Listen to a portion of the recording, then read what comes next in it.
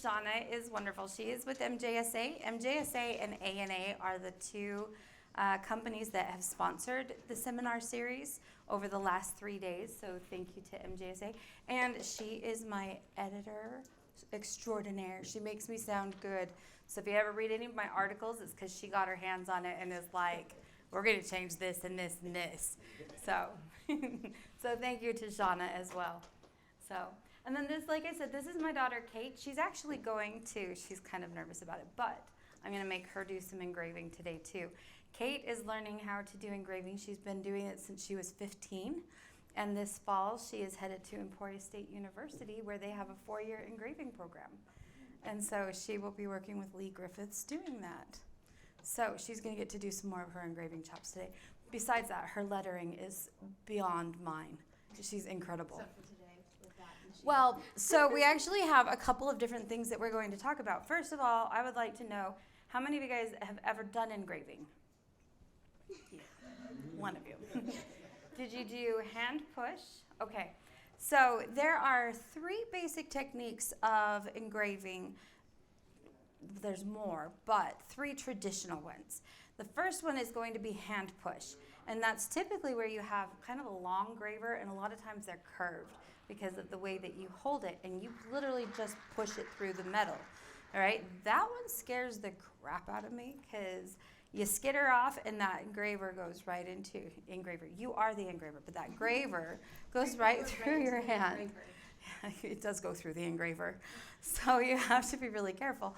And there's a lot of skill involved in that one, and you have to have a very, very, very sharp graver in order to push that through the metal.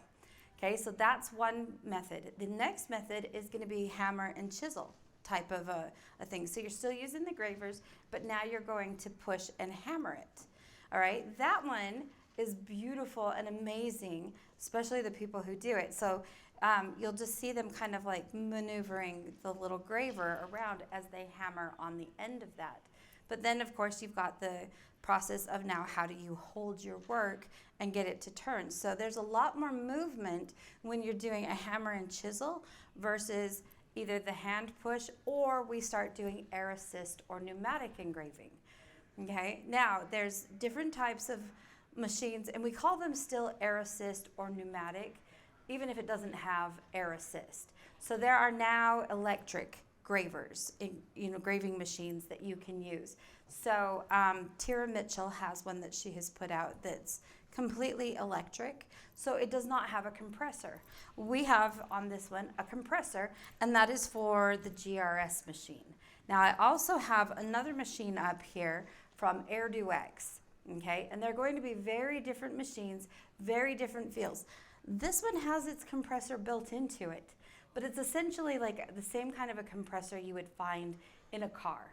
It's not very big, it's not very powerful. However, there's still a powerful machine, but has a very different feel to it. And so those are the 2 machines that we're going to talk about a little more in depth in this seminar.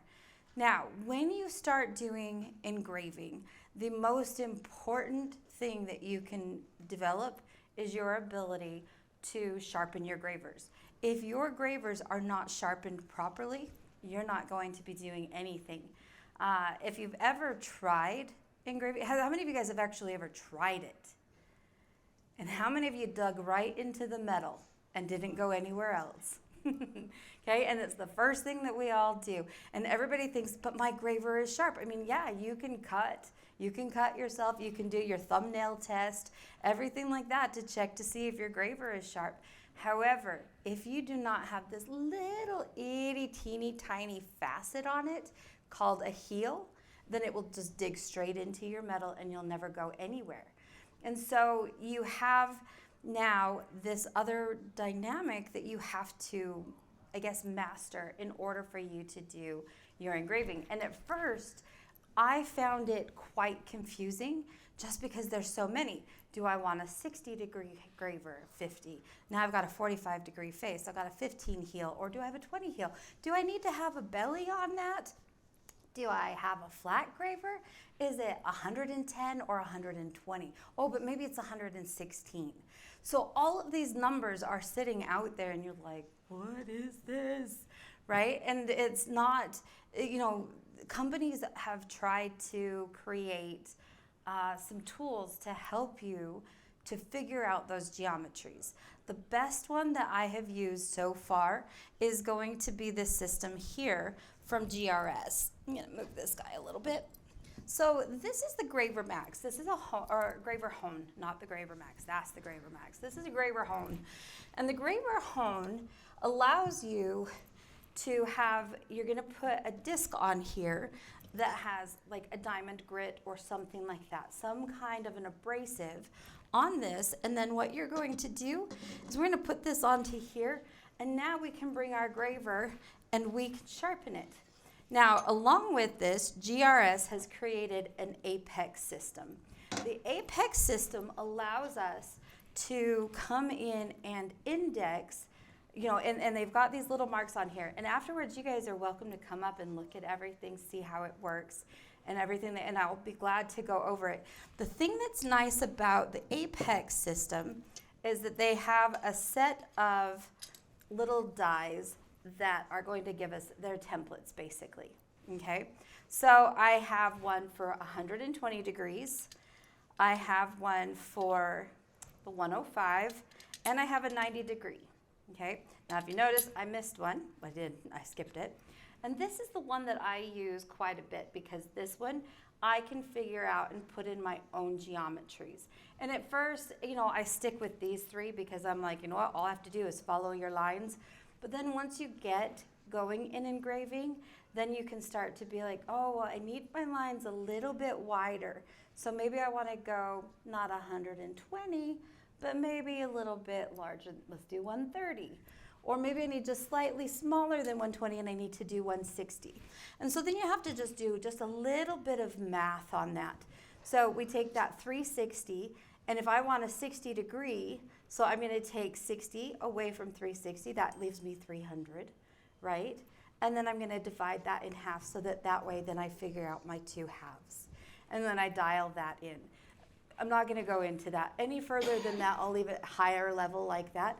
But once you figure out how to deal with those gravers and the geometries, you can plug your own in. Until then, I just use one of these. So let me grab a graver here. That would be, you're a 90. My eyes are getting old. I'm like, you want to find me a 120? I think actually this guy's a 120. I got it. Yeah. Okay, so this is a 120, and then what I'm going to do is I'm going to use the 120 sharpener, okay, and then I'm going to put this in here.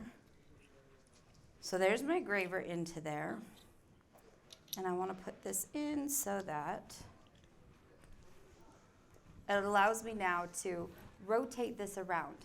And there are some index markings on here along with a number, a degree. And so what I'm going to do, first thing we're going to do is the face of my graver. The face is the part that looks up. Like, you don't actually do anything with that on your metal. That's just the part that you are going to see. Okay, but we usually put a 45-degree face on that, sometimes 50. And then that little bit of a tilt can make your tip a little bit stronger or not as strong. So if I'm going to be working in stainless steel, oh my gosh, you guys, stainless steel and engraving, you get going and it breaks. Your tip breaks. Don't do it. Avoid stainless steel at all costs. Good luck. You're going to be a gun engraver. Have fun with that. Stainless steel. So anyway, you've got the different hardnesses of your metals, and that is going to affect how you do this engraving and how often you're sharpening. Right? So that's where, again, I really like some kind of a hone. There's a number of different hones that are out there. Like, you don't have to do the graver hone from GRS. It's just a really nice one. But anyway, we always start with our face, okay? And so I will do my face first, and that just is going to put that 45, in this case, 45 degrees. So I line this up, and it tells me 45 degrees. Well, where do I get the 45 degrees? that's going to be this side of the wheel. So this one is also numbered, and again, there's a little line on here. So I would take this and dial it in to 45, just like that. And what that does is now when I put this on that post, there's that 45-degree angle. So now, if I take this and I put it here on this wheel, that's going to give me that 45-degree angle on that face. Does that make sense a little bit more? Okay, so then I would take this, and I'm just going to do this right here on this camera so you guys can see this. So there's that face and that 45 that I was telling you about. Now I'm going to say, okay, well, let's shape this. So there's two markings over here. One is our shape right here. And notice that it's got 2.5 millimeters, or 2.5 millimeters, degrees. So now I'm going to take this part and bring this over. See that little line right there in between the 0 and that first tick mark? That's 2.5 degrees. Actually, I can see that so much better there. I'll just work off of that. It's like nice and big. So now, again, if I were to take this on here, now that is what's going to allow me to sharpen this and get it into the right shape. So even if I start with a round graver, I'm going to now get something that's a little bit more squared off. Okay, so I'm going to do it on this side. And then, just to show you, it's also, okay, so that's the one that's lined up now, but notice it's over here also. Okay, so it does both sides. And then you'll notice that there's one more mark. It's a heel. Remember that little tiny facet I told you about? That is so important. And if I can, let me see if I can, yep, right there. You see that little bright flash? That's the heel. That right there, if I do not have that little heel on there, my metal, this just digs right into the metal. Okay? Now, I have multiple wheels here. Actually, in my studio, I have six wheels. So these are going to be the different grits that we go through. And you're just going to go from one to the next, to the next, to the next, just like you do with sandpaper. And as you get finer and finer, you take it to a more and more high polished. And at the very end, depending on what I'm engraving, if I'm doing a gun, I don't have to go to a super high polish.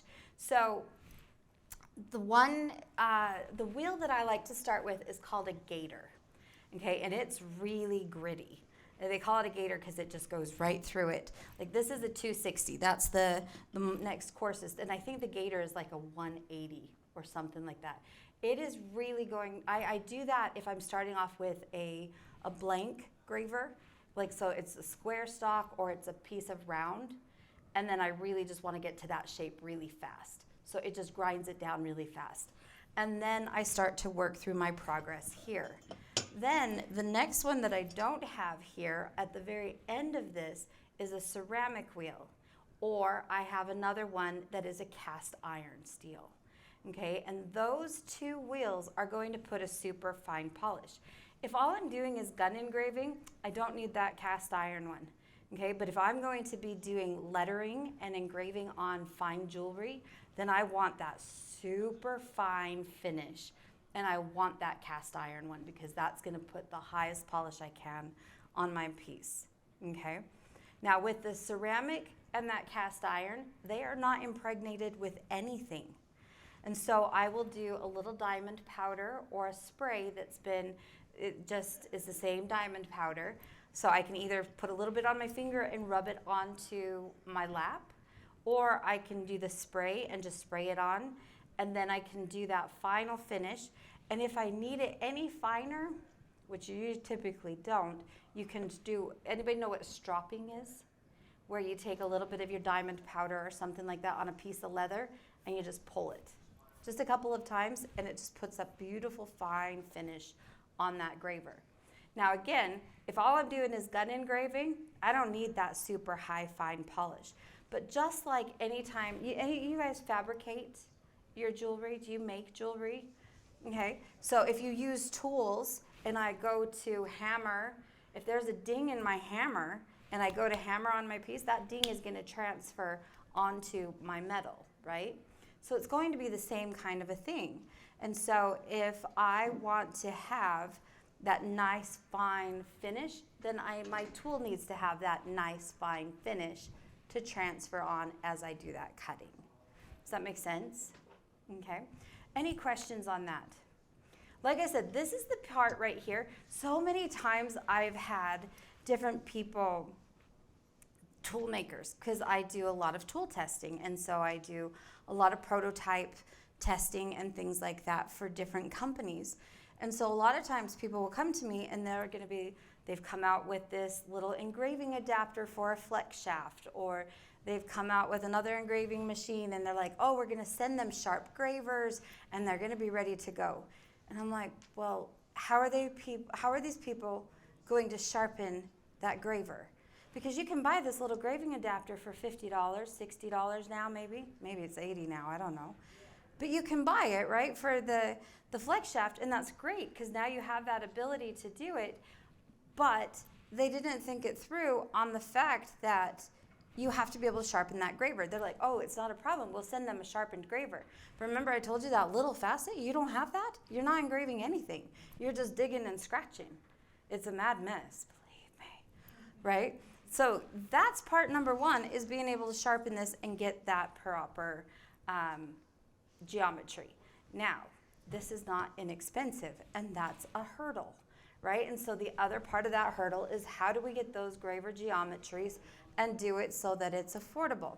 Well, if you talk to any of the old timers who have done this for eons and they were just trained. So anybody know Alan Revere? You don't know Alan Revere? So Alan Revere used to have the Revere Academy for jewelers. And it was in San Francisco, had it there, I don't know, 40 some odd years. He retired just a few years ago. But anyway, so I had the opportunity to study with him one-on-one, and it was before I knew how to do engraving, and I'm like, I desperately want to know how to engrave. And so he showed me what they do. They take, instead of having this abrasive on a wheel that spins, they just have a little block kind of like this that has the same textures on it with the diamond, and then you just take your graver and you rub back and forth. But what you do is, so let's say that this is it, he's like, you put your hand right there and then you hold it and then you go back and forth and you make sure you don't tip. Okay, but these people who have done this for eons, they just know where they are. And quite honestly, if you talk to most engravers, and you're going to say, what geometries do you use? Now, if you talk to 10 different people, you're going to hear probably 10 to 30 different geometries, but any given great engraver is probably going to use maybe 3, because they're going to have their feel. They're going to have their look. And they know what it takes to get that, right? My favorite graver is a flat graver. I love doing flat gravers. And what I will do is what's called flare cutting. So my cuts will actually take 2 cuts. I'll go in one direction, and I'll either flip the piece around and go in that direction again, or I'll just take and tilt my graver and go follow it back the other direction. So I end up with my engravings looking like this. And what that does is now I've got 2 facets that the light will shine off of, and it's a really bright, flashy piece. I don't know if you guys can see this or not. He's kind of old now. It needs to have a good polish. But this one used to be really bright and flashy, the engraving on this, because again, I like to do that flare cutting. Now, if you were to do just a regular cut with one of those V gravers that looks like this, well, then that's what I get in my metal too. Again, I still have 2 facets, and assuming that my graver is sharpened properly and polished properly, I'm going to still get those flashes off of that. And then that deepness is going to determine how much flash I have. So if I'm at 90 degrees versus 120 degrees versus 130 degrees, is going to determine how flashy my piece is and how much light that can catch and bounce. Does that make sense? Okay, so there's a lot that goes into this. Now, what does it take to learn these things? And I'm going to show you guys some of this stuff too. Because I'll tell you guys right now, I don't know how many of you guys are familiar with me and my work. I've been doing jewelry now for 23 years. So I've had a few years in the industry, and I am used to techniques coming very naturally to me. I'm not the best artist, but it comes naturally. This right here was the hardest thing I have ever done. All right, now there's a couple reasons for that. The biggest reason for me is that I don't have the skill of being able to draw.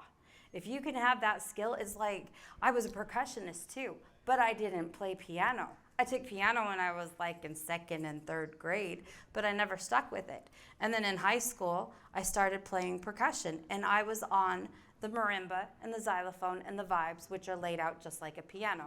So I was good, but it didn't come easy to me because I had to sit and figure out what the notes were on the keys of the instrument. Well, just like that, jewelry, it comes naturally to me, but not easily. And engraving wasn't natural or easy, but I do love it, right? So then, how do you learn this? And what does this take? So I started off, I got the equipment, and I was like, it was before I went to my class. I had the class coming up, but I got most of the equipment before I went to the class, and I'm like, I'm going to put it all together and try it out. I got on the phone with some of my friends who were engravers, and I'm like, what do I need to do? What does this do? What do I do with that? How do I do this? And she walked, I had a couple of friends, they walked me all through it, and it was great. And then it wasn't great because I was like, I guess I better wait for the class. Okay, and then, so I went to a class at GRS, and they're a week long, and they're usually anywhere between, I think, $1,200 to $2,500 for a week, right? And it's like, ouch. But all you have to do is just go. You don't take a thing with you. So it seemed like it was expensive, but it was not, right? I mean, you still have to do your travel and your food and your hotel and stuff. But what they give you is everything you need there in the class. And you walk home with all of your gravers already sharpened because they're yours. And you walk home with a little binder full of notes and everything like that. Here's the other thing you also do. For the first 3 days, you want to pull out your hair and cry. And most people do cry. Cater, did you? Cater cried. No. I cried. Oh, yes, you did. You came into my classroom and you cried. Maybe on the first day. Second and third, too. No, So here's the thing. By Thursday, okay, so for Monday, Tuesday, Wednesday of the class, you're like, what was I thinking?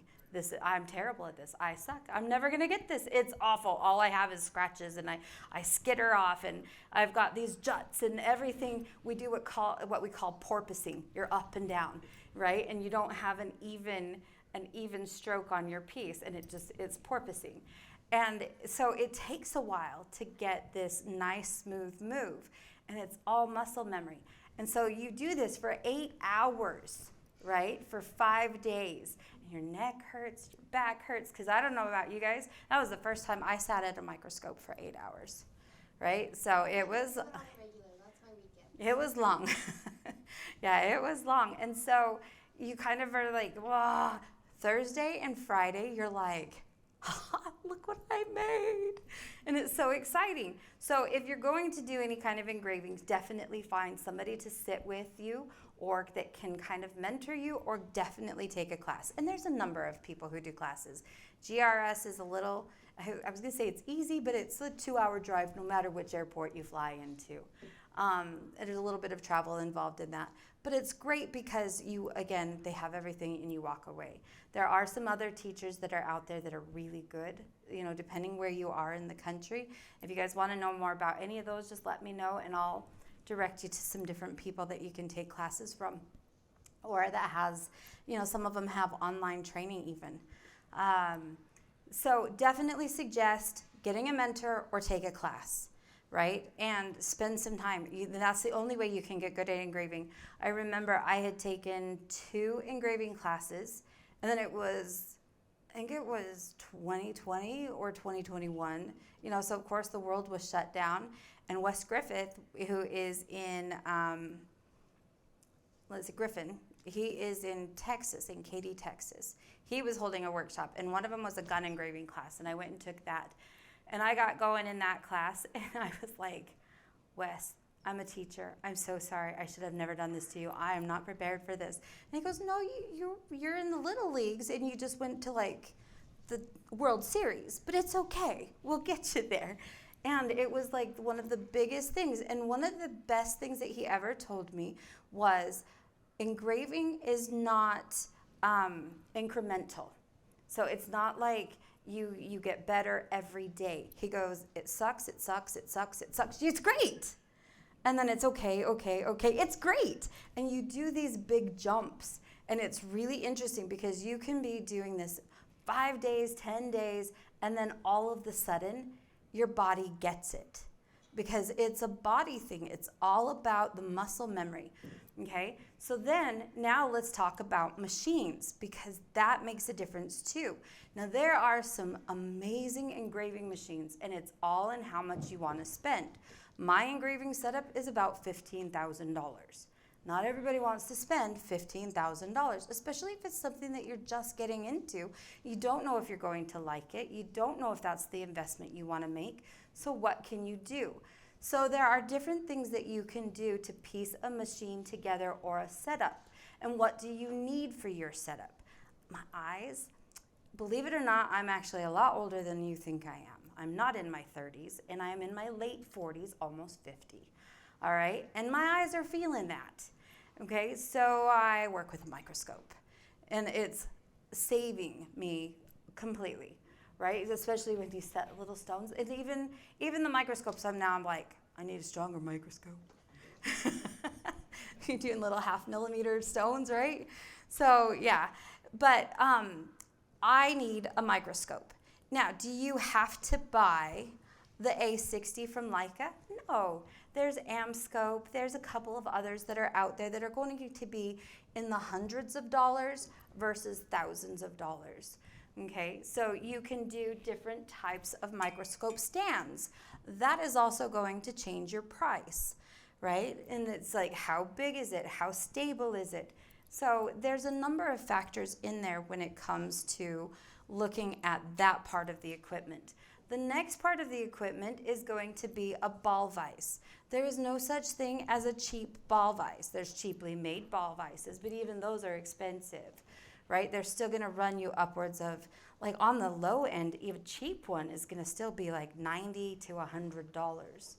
All right, I will tell you right now, it is worth the money to buy a decent ball vise, okay? And the thing, if you can come to shows like this and find somebody who's got some of the setups, play with them. Sit down and look at the vices, spin them, see how easy they move. Are they stiff? Are they, how heavy is it? My favorite vise to work with at my bench is one by GRS, and it's called a shorty vise. So instead of being that great big round ball, the bottom part is the ball, but the top part is a little bit shorter. It's a little bit easier for me to maneuver with my smaller hands. Okay, so again, and everybody's going to find the ones that they like. Steve Lindsay has beautiful, beautiful tools, but you will be waiting for about a year or two for him if you want one of his. So you just put your name on the list and you wait and wait and wait. And eventually he'll get to it, maybe, maybe not. Right? So in the meantime, what do you do? So I really like the GRS ones. I have seen several companies lately coming out with some newer ones that have a little different look and feel to those. I don't have those in my studio at this point, so I can't really speak to them other than the fact that I've played with them at the different trade shows. So anytime you can get to a trade show to look at some of those things, sit down and play with it. They will all let you. Everybody will let you. Okay, so take some time, get to do some of that. Now, engraving machines. You've got machines that are electronic. Like I said, Tara Mitchell has one. You've got the GRS, which is pneumatic. Steve Lindsay's is pneumatic. There's also NSET, which is a pneumatic. So a pneumatic is also going to use this air compressor. So it's an air assist is what we call it. So even the electronic ones, what they do though is they just have a computer telling the pin inside of your handpiece to go back and forth, okay? So this is a handpiece. So this one is the AirDo X. The AirDo X is a machine that came out. I saw it for the first time 2 years ago in New York at the MJSA conference. Was the first time that I saw AirDo X. This is it. There is no air compressor. This is it. And it has a built-in micromotor, which is like a 2-for-1. So this machine runs about $1,100, which is amazing because that machine alone is $2,300. And then you have to buy your hand pieces, and you have to buy the air compressor, and. So this one came with my hand piece. It came with a micromotor, a quick change micromotor, and it is like that big, right? I actually have 2 of these, and Kate might get to go to school with one of these, and she's so happy about it. It's a little different. If you have worked with GRS and you go to this, it's a different feel, completely. And when I very first tried it, I was like, what is this? And I didn't like it, and I had to make a video on it, and I had to write a magazine article on it, and I was like, what do I do? And then, so I spent a lot of hours with this machine, and what's different about it is that you do not have the same kind of finesse and control that I get from a $3,000 machine, right? So I don't have that same finesse and control. However, I still had the power. The power was still great. I was still able to dig deep. I couldn't go really slow and soft like I'm able to with some of the more powerful higher end machines. And at first I was kind of like, I don't like the feel of this. I don't like how it, I don't know that I like the way it looks. Now, first of all, About it for a long time. I did. First of all, here's the thing. Any of you guys know Blaine Lewis? He does a lot of classes out of, where is he now? Did you find one? Oh my gosh, you're amazing. Thank you so much. Yeah. You guys, this is Danny from A&A. He is the one that has made all of this possible. Thank you. Okay, yeah. Scared the dog. Good morning.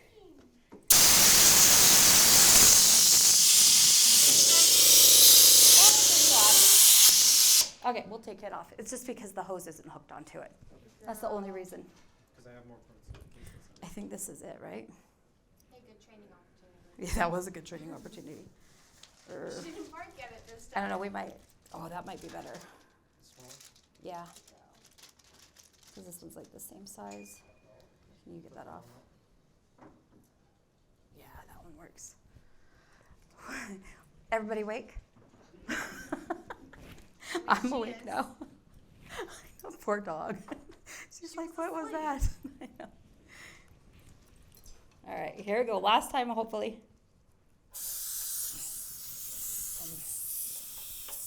I think we're coming out. Yep. Right there. Need it. Do you have a wrench? It's worse than adjusting your CPAP machine.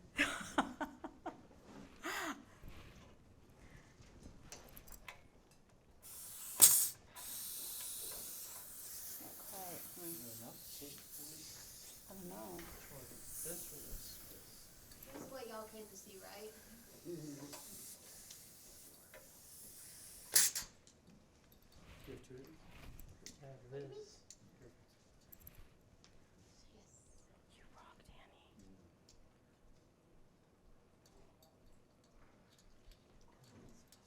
Hold one for you. Okay, we'll go back to sleep then. And then I'm scared. Want to do 2? Let's get All right, so while they're doing that, so what it is the compressor didn't show up, and then the tubing didn't show up, and then the fitting didn't show up. So we're jerry-rigging everything. But here's the thing that we do as jewelers, right? You just kind of go through and you figure out what do we need to do. All right, so the difference between, does that work now? Does that work? Oh, we saw a little bit of a leak. What do we do? We have any tape? Pit tape won't keep it. It's probably good enough. It'll keep the compressor running. I think it'll work. Yeah, we tightened it down as hard as we could. Okay, here, not yet. Let's see, we might just not have enough air in here now. Okay. Okay. Thank you. You're awesome. I appreciate you. Thank you. So let's talk about compressors. This is the compressor I have in my studio, and you can hear how loud it is. It's not super quiet, but this is also not loud. I have a pancake compressor, and you wouldn't even be able to hear me at all with that one. And then there's the one more that's a little higher end than this. It's got, they use oil in it though, so you have to change the oil every now and then with that one. But those run about $1,500. This compressor is gonna run you between $300 and $500. So there's a big difference in that. But that one that has the oil in it, you don't ever hear it running. Like, it's just quiet. So we're gonna let him get back up to pressure, and then we're gonna talk about some of these things. All right, so let's look at some of the engraving stuff here, okay? Let's see. Remember how I told you I like to use the flat gravers, okay? That compressor is gonna keep kicking on because we've got a leak in it, but at least we can do the demo now. So excited. Okay, so this one, I want you guys, see if you guys can hear this. Okay, you see how slow that is, right? Whereas when I come up to this machine, so you can hear kind of the difference in the speed, and that's also going to change like the finesse of this, all right? So this is the $1,100 machine, and this one is still just lovely. So what I've done now, in my studio, I actually have a turntable. And what that does is it allows me to move my ball and keep my piece centered under my eyepieces when I'm using the microscope, okay? Kate, tell you what, just turn off that compressor for now, because it's just gonna keep kicking on while we're doing this. Just flip the, okay. It's just gonna do its leaky thing. Thanks. All right. So what I'm gonna do here, and like I said, I've got this where it's just that flat graver on that, okay? And here's the thing that I learned. The hand that holds your graver, he's dumb. He does nothing but just sit there. And then this hand brings the metal to the graver when it's on that vise, okay? And so here on this, I have transferred my images. That's another thing too.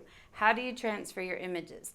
When you go to GRS or any of the other classes, they're gonna teach you a number of ways you can do an acetone transfer, where you basically print on paper, like wax paper or a vellum paper or something like that. You can put it on your piece and you use some acetone and it will transfer that ink onto your metal. That one's okay, but it doesn't always transfer over well. You can draw on your piece of metal with some pencil or a pen. I always rub it off, so it's really annoying. And then 2 years ago, I was at JCK, and there was a little laser. It was $1,300, and it put markings on the metal perfectly, and I was like, just take my money. And I have never regretted that purchase, because now I can take and I can put and I laser my designs onto my piece. It doesn't rub off. It sits there and waits for me to remove it with my gravers, right? And I can do very, very fine, detailed work. These are still pretty big markings. But this whole plate right here, this is only like 2.5 by 2.5, like 3 by 3. Let's see. Yeah, it's about 3 by 3. So it's not very big, although it's gonna look big on there, and it's gonna look massive here underneath my microscope. Okay, so what I'm gonna do is just kind of come in, and I'm going to find where I wanna start, and I'm going to push just like that, okay? Now, I say just like that. If you guys were to try this, I guarantee you'd be like this, and that's that porpoising, right? So it takes a while to get, see if I can get that. There you go. See, look at that lovely line right there. It's all backwards for me on the screen. But yeah, so this one, and see how even that is? That's what we want to get. And that just takes practice. And you just kind of have to come in and practice that. So when I'm doing some of these, now the other thing I want to show you is I'm going to stop. Oh, there's a skitter. Those happen and they suck. They do. Yeah. Especially when you're working on a piece for selling. Now, why does a skitter happen? A lot of times it's because I didn't hold my graver in the right position, or my ball vise is actually in the wrong position, and I'm pushing as I cut through the metal, and I came up too far, and it just popped it out of that little line that I was trying to do. Skitters are fun because now you have to take care of that, or you have a design change, okay? Now the other thing that I was trying to show you is I'm going to stop right before I get to that point here, okay? I don't want to cut through a line that has already been graved. Let's see. See, look how nasty that looks. That one's porpoised and everything. I was going to ask, what are you using? What type of shellac are you using to hold? Oh, it's the cheap hot glue from the dollar store. Yep. So what I did was I took and I put tape on the back of my piece. I think I have another one in here somewhere. We do painter's tape on the back of it. Yeah, just a regular painter's tape. And where is it? Yeah, you find it for me. So I put painter's tape on the back of my piece. Oh, we brought it. And then, yeah, it's in there. I saw it when I was pulling these out. I think they're under the hammers. So I put the painter's tape on the back because then it doesn't stick to my piece the way that other things do. And then it's hot glue. And then on my bench, I have one of those little craft or hobby hot air things, right? Where you know how like you melt the cellophane type of stuff, right? So it's a little heat gun. There we go. So just painter's tape on the back. And then I just stick it on, and then I'll take that same heat gun and I'll heat it back up and pop this off. Then the glue can stick to the back of my tape. I take the tape off, throw it away, and my piece on the back is still pristine. So other things that I have used, I also will use Thermalock, but Thermalock sticks to your stuff. Yeah, it's terrible. I mean, it'll peel off, right, eventually, but it's a nightmare. And so I will do that. I have also sometimes taken foil, like if I'm working on a really shaped or a filigreed piece that has a lot of open work, sometimes I'll put foil into the Thermalock and then press my piece in. So that way, again, the Thermalock sticks to the foil and not my piece, but yet I can still get it to mold into my piece. So there's a number of things like that. I have not found that like Jet Ballistic or Jet Basic, I have not found that those do really well with it. So Thermalock or the hot glue are typically what I use. When I learned the hot glue trick, they just stuck their metal into the hot glue, and then afterwards they took the piece and let it soak in Goo Gone. But that's such a pain in the butt. So I was like, there's got to be a better way. So that's when I played with the tape, and it's lovely.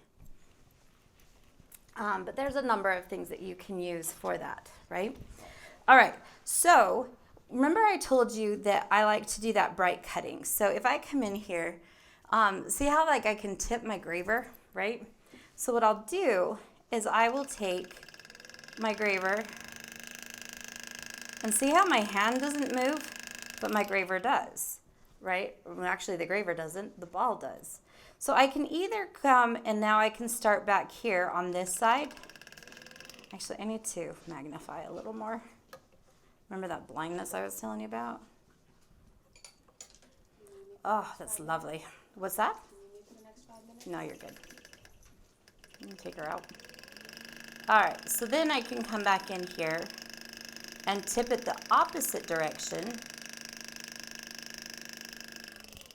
Just like that. And now, let's see if I can show you. See that sparkle on it? And then if I come this way, you still get the sparkle from the other side. So that way you've got that facet. And everybody kind of figures out what works for them, you know, whether they come in and, so the other thing that I can do is I can come, I moved out of the wrong way. So this way I'm just gonna turn around and I'm gonna go back on the same side of my graver and just come back in like that. So that one was really bad. But again, see if I can catch those sparkles. It looks better in person. You can come up and see it afterwards. All right, but you hear how this one works, right? You're kind of hearing that slower little thing, right? So what happens when you move to the GRS system, okay? So now I'm gonna come to this one. Let me turn that compressor back on really quickly. Actually turn the pressure down, but you need to turn it on too. Okay. Yeah, maybe the pressure down would be, I just turned it down so it wouldn't leak the whole Okay. time for you. right, thank you. That's probably, Do you know what pressure you I need? think, what is it, like 35 or something? 60, yeah, right there. We'll try that. You turned it on already? Yeah, thank you. Okay. All right, so this one, the thing that's kind of nice, and I don't know if you guys can hear this, like, you see how it kind of does that, right? So that's going to give me the ability to have a little bit more finesse. So let's say we're gonna do this K here.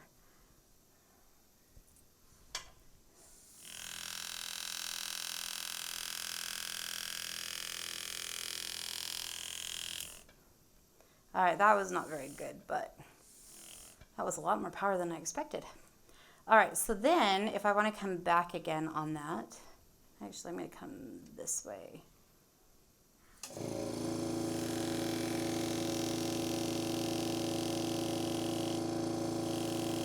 So because that dug in so much the first time, I wasn't expecting that because I had been using this machine where I have to really give it that foot pedal pressure. And when I did that here, it was like, so this time when I came back, I did it very, very lightly, right? But you guys can see how that K is starting to kind of come together now, right? So then, I'm gonna come up here, and we'll come back here. So I'm barely pushing on that pedal at all, okay? But there's that K. And now you can kind of see how bright that is. And again, as long as I have, and let's see, that little tiny facet there, and as long as I've got that little facet right there, you can kind of see it, right there on that end, then that's what's going to allow me to move into this, okay? And so when you get the chance, and you guys can come up and try some of this, like these plates are just practice plates. So you guys can come up and try it if you'd like in both machines. You know, I can do a big wide cut. I can do a nice fine cut. I can do a cut that does wide, thin, wide. Like there's a lot of things that you can do with this. Okay, we can do even like what we call a little wiggle. And you just do it by hand. Like I don't even have to have the compressor on for some of these, okay? And it just gives me this little textured piece. Now, the other thing too, that when you get into engraving that you should get is a nice little stock of Band-Aids. Okay, and the reason for that is because, have you guys seen that like every now and then I have to kind of pop a chip out or I have to go back and work something out of there? As we're doing these cuts, they don't just pop out, right? It still is stuck. And so you have to, and this is the other part too that takes a little bit of practice, because you'll be cutting and then you stop and it leaves this little burr in there and you try to flick it away. Then you just get your cuts, and that's when you pull out your Band-Aids. All right, and you learn pretty quickly not to do that. But then you learn even quicker how to pop out those little chips. Because as we do this, there we go. As you do this, you begin to get this little flick, just like that. And so you come in and you do a flick, and then flick, okay? And we always do it, like we just do these little flicks, and then it's just a stupid natural reaction to go like this, to push it out of the way. And so if it's stuck on your metal, it grabs your hand, right? So that's how that works. Remember I was telling you about the ball vices. See, look at this. That's what I want to see in a ball vise. With your ball vises, they work with these little keys, right? It's just a hex key is all. Now, I can like screw this closed so it won't spin at all, okay? This movement that you're seeing right here is just it moving in the base. It's just spinning in the vase is all the base, but it's locked, okay? And so you have the ability to do that. So on mine at home, I lock my balls. The ball is locked and I have a turntable. And then with that turntable, I can then move my piece so that it is positioned, and then when I turn it, then the item that I'm working on is centered. You saw that I kind of struggled sometimes because I had to like pull it, right? And that's because when I'm looking through the microscope, I'm looking at an area like that big, right? And so it's just tiny in here. And so if I turn this, so right now, right here is the center of what I see under this microscope. But I turn this, and now here's the center. So if I was trying to engrave a circle over here, sorry. No, you're good. I'm just gonna move it and change it a little bit. Okay. There you go. Okay, so right here, this right now is the center of my piece. So if I was trying to engrave a letter and I had to go around, okay, all of a sudden, this, okay, let's see, get back here. This center right here, if I have to move it, this is now my center. Okay, so I no longer even see what's here. And so that's why, that's actually how a lot of my skitters happen, because I'm like, oh, we got to move this back here to where I'm working. Okay, and that's where, like I said, different tools are going to help. So I have mine on a little turntable. The table itself turns, but my ball vise locks, and that way then I can just put my ball vise wherever and spin it and see where I'm centered, and then I can work with that. All right. There is a ball vise. There's two of them. One Steve Lindsay makes and one GRS makes. And you can like push a little lever and like the top of it will change a little bit so that you can again get things centered. So there's a number of possibilities that you can use with this. It just depends on how much money you want to spend, because some of those ball vises are like $2,000. So I'll keep my $180 ball vise and my little turntable, and I'll move things like that because it's less expensive. All right. What questions do you guys have about any of the things that we've talked about? And you guys are welcome to come up here and try these machines. I'm happy to answer any questions on any of them. What do we have? Any? What's the name of the compressor there? I can't quite. This is a California Air. California Air. And I'm going to turn him off just so that he doesn't go off on us. And like I said, that one's a pretty popular one. I will tell you right now, if you do something like that one, get it on Amazon. Much, much cheaper. And it's the exact same compressor. And everybody else just charges an extra $200. So. Again, Melissa, if you can, the name, not the one that's, Not the Air X?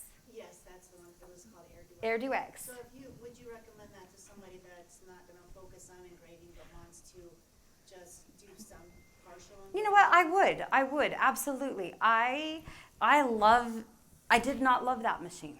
I did not at first. If you look at any of my review videos, and I tell you right up front, at first I was like, what is this? I don't like it. But then, like I said, once I spent some time with it, matter of fact, as I was writing the article and I was trying to get the images for the article to show what it looks like, and this is where I was saying, do you guys know Blaine Lewis? Blaine, whenever I would take a class with him, you know, I'd take my piece up and he's like, this is fine. What are you talking about? I'm like, yeah, but look at it under the microscope and look how messed up that is. And he's like, Melissa, step away from your microscope. How many of your people have a microscope? They're not looking, yeah, you know, and then we even pulled up like some of the, like these big award-winning pieces from like Van Cleef and Arpels, and you should see their work when you look at it really close. And he's like, your work is right there. What are you talking about? And so when I stepped away from that microscope, and I actually had a plate that I had done on my GRS machine and a plate I had done on my Air X, and I was like, oh, I couldn't tell you which one was which. It wasn't until I put it under the microscope that I could see. Okay, because that slower hit that you get from this machine, your piece actually looks more like a hammer chisel piece. And some people really like that. So it wasn't the smooth, bright cut that I was used to because I could see those little jut. However, when you're away from the microscope, you can't. Like, they were just as good. And that was my turning point where I was like, oh, this is a decent machine. It is good. It just is different. And would I recommend this as a beginner? Absolutely, hands down. It's $1,100. Well, I'm going to throw that down on the ground. You didn't need it anyway. Who needs to hear any of this? We'll just do it like this. How's that? It's What's for that? the recording too. Yeah. Well, that's going to be fun in the recording, isn't it? Oh, that is- Thank goodness for editing, right? I'll get this. Yeah, so anyway, it's a great machine. It is a great machine. Spend some money, get the stuff to sharpen your gravers right. And you can put your money there instead of putting your money into this machine. If you decide, you know what, I really like this, let's go for it some more, then maybe. And I will tell you right now, if you can engrave really well with this, you're going to be unstoppable on any other machine because it'll just be easier and better, if that makes sense. Because again, you'll have a little bit more control, a little bit more finesse than what you have here. But if you can do good work with this guy, you're going to be golden everywhere, right? So get your stuff for the sharpening, because if you've got a sharp graver that's done properly, you can do it. And then it's just a matter of spending the hours in the studio. You know, I had spent hours and hours and hours and hours and hours and hours, and Kate would come in and she's like, my pieces don't look like yours. Well, I'm like, yeah, you've done 100 hours. I've done my 1,000 or so many hours, right? And it just is, it's one of those muscle memory things. So just like I can work with any torch, I can work with any engraving system. You just have to spend a little bit of time to figure out how it works, right? All right, I do have my card up here. I also have Danny's card from A&A. They're downstairs in the main room along the back wall. So if you guys have any questions, you guys want to look at these, go ahead and come on up. I am going to hurry because I have to be across town in like 1 minute. Yeah, in 1 minute. But thank you guys so much for coming. But please come up and take a look, see what you think, and I'm happy to answer your questions.